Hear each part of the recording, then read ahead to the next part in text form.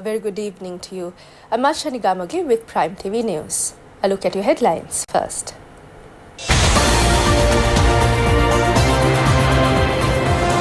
Vissal Kurunagala, a solution to the water issue is vested in the public.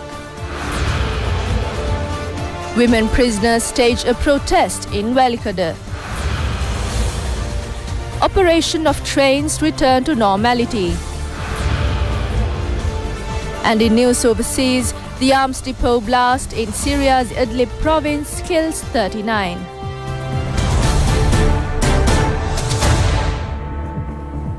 "15 female inmates at Sri Lanka's Velikada remand prison are engaged in a protest on the roof of the prison building.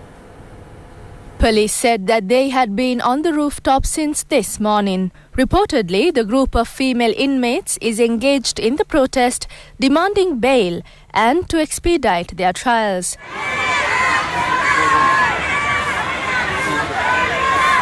Minister of Justice and Prison Reform Talatatu Korala, expressing views on this matter, said that she had issued instructions to the Velikada prison superintendent in this respect. She said that no changes can be effected whether they climb onto the roof or stage any other protest. Freedom has been granted by the government for anyone to stage any protest. No one will be shot at if they protested, as done by the government in power in 2012, killing 27 inmates. It is an accepted fact that illegal activities were taking place within prisons. She emphasized that she would control the situation. General Secretary of the Committee for the Protection of Prisoners' Rights, Sudesh Nandimal de Silva, said prisoners were shot and killed during the past regime. High officials linked to such murders are still in office.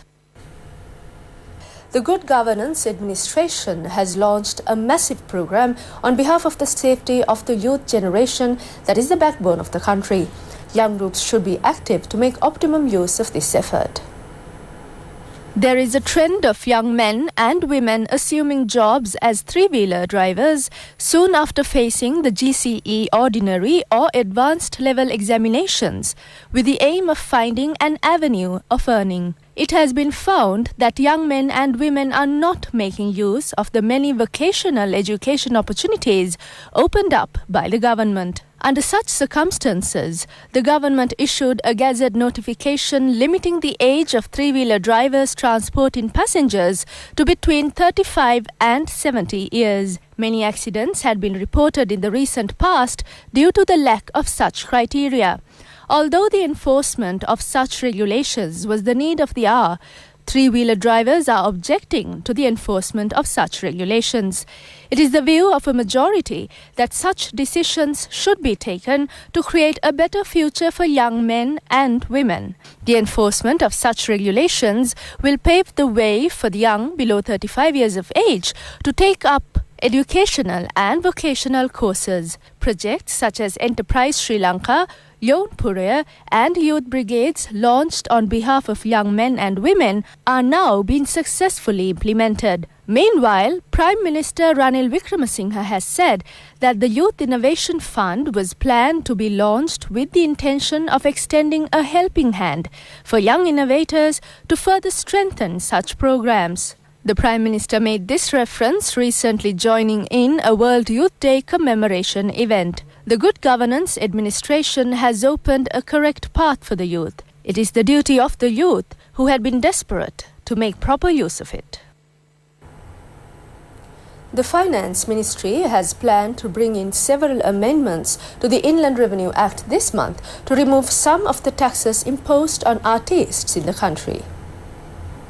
In such a situation, if the government does not respond to the tax removal, the organization called the Free Arts Alliance has said that the protest will be conducted island-wide with the participation of artists. The president of the Arts Association, Sudat Rohana, stated that actors, film and teledrama directors, script writers and makeup artists will participate in the protest. The government has already taken measures to reduce taxes on local artists, and it has been proposed to exempt artists from annual tax income of up to 500,000. President of the Free Arts Alliance, Sudat Rohana, has been a very loyal Rajapaksa during the past years, and he has already made a request from Basil to contest the upcoming provincial council election under the Pohottua symbol. Organising such agitations has become part of his campaign.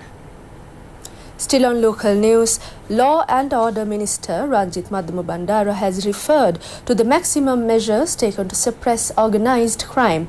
The minister made this reference at the convention of the International Peace for Youth Organisation in Monaragala. Minister Ranjith Madhumabandara said that technology was being used for good as well as bad purposes. He said that as the Minister for Law and Order, he is vested with the task of preventing crimes as well as saving the country from drugs, the underworld and organised crimes. It is through Easy Cash that the main exchange of drugs was taking place. Drugs peddling was taking place through phones, and peddling of drugs from the world is being handled via prisons. He added that decisions had to be taken to prevent the narcotics racket. Minister Mahinda Amaravira has said that the railway strike mooted by a trade union was the most unreasonable and worst work stoppage in recent history. Addressing a function held in the Beliat area, the minister said that the underlying cause of such strikes was to achieve narrow political mileage. The minister pointed out that the recent strike launched by the railways workers was the most unreasonable and brutal strike to be mooted by a trade union. Office workers, patients and others who travelled by train in the morning arrived at the stations in the afternoon to return home. But they were stranded at the stations, unable to go back due to the strike mooted by the railway employees without an advanced notice. Locomotive drivers are drawing a bigger monthly salary than a divisional secretary, an administrative officer or an agrarian service officer. The minister pointed out that the cabinet did not discard the proposal but was prepared to consider it. But along with the issue applied to another 28 positions, a decision was taken to sort out the issue of these positions and take into consideration next week at the cabinet meeting. The minister said these strikes were politically motivated and launched with the aim of achieving narrow political mileage. As he came to know, some politicians had met the striking unions and requested them to proceed with the strike. He said that the people did not expect such a low-grade opposition. If attempts are being made to incite the people and overthrow the government, such politicians are bankrupt. Another stage of the kidney diseases clinic organised under the kidney disease prevention program was successfully held in the Tissamaharama area.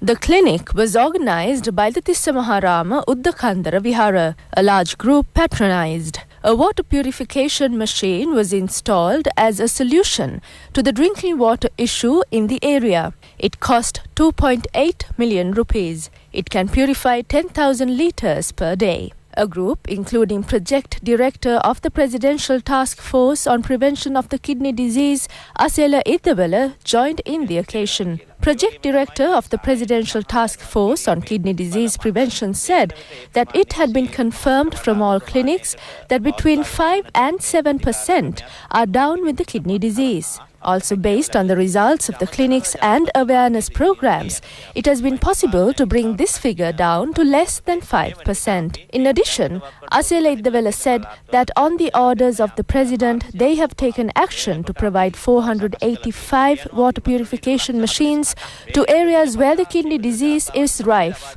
Accordingly, 4.8 million litres of drinking water is being provided daily free to the people. He added that this too has become a main factor to the prevention of the kidney disease. A Swedish national and his wife residing in the Palangatoora area in Negombo have accused that they had been assaulted by an Air Force officer. They further said that despite a complaint made in this respect, the police had not initiated any action. The Swedish national and his Sri Lankan wife had lodged the complaint with the Kochikade police on the 30th of last month, the day on which the incident had happened.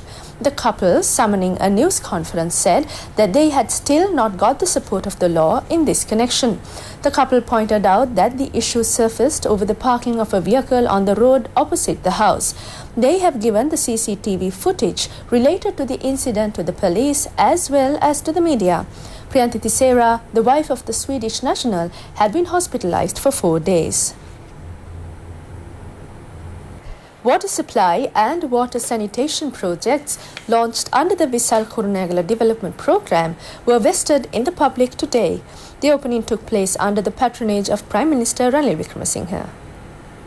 A water supply scheme and a wastewater management network for the Kurunegala town and suburban areas were launched under the Visal Kurunegala Development Programme. The water supply project will facilitate many areas, including the Kurunegala Municipal Authority area. The opening of the water purification plant for the purification of water obtained from the Dedroya took place under the patronage of Prime Minister Ranil Wickremesinghe. The project was launched under the supervision of the National Water Supply and Drainage Board and under the guidance of the Ministry of Urban Planning and Water Supply. Another project launched under the Visal Kurunegala Development Programme was the Wastewater Management Network. It will manage the wastewater of houses, institutions and hospitals through wastewater rooms via the wastewater pipes laid at a distance of 136 kilometers. The Prime Minister also declared open the Wastewater Management Network. Assistance came from the Chinese government for these projects and the expenditure incurred was 15 billion rupees. The Prime Minister and the parliamentarians addressed the gathering present after opening the projects. Movement of traffic has come to a halt following an earth mound slip onto the Hatton-Salankanda main road. The earth mound has slipped onto the road in the Hadley Estate area in Hatton. Around 100 members of 30 families living on the upper area of the location have been directed to secure areas. Norwood Pradeshia Sabha Chairman Kulandavel Ravi said that they are being provided with the necessary relief. The road is now being cleared. In the meantime, heavy damages have been caused to high-tension power lines as a result of the strong winds experienced in the Central Hills. As such, our correspondents reported that power supplies to many areas had been affected. And that's all the news for tonight. Do log in to itnnews.lk for more news. Good night.